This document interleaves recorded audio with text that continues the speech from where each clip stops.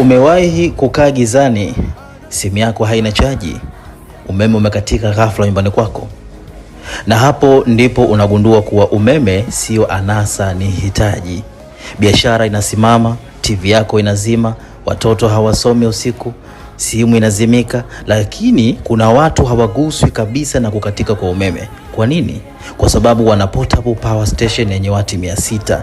Inaendesha vifaa vyao vyote muhimu, inachaji simu, inakuokoa wakati umeme umekosekana. Hii sio generator, haina kelele kabisa na wala hainywi mafuta. Ni umeme wako popote ulipo. Hii inaweza ikawasha TV yako, inawasha friji, inawasha feni, inawasha laptop, inawasha taa zako zaidi ya 20 nyumbani kwako.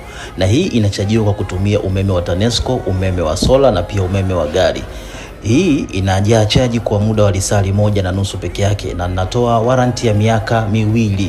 Endapo ikizingua ndani ya miaka 2, basi tunakurejeshea.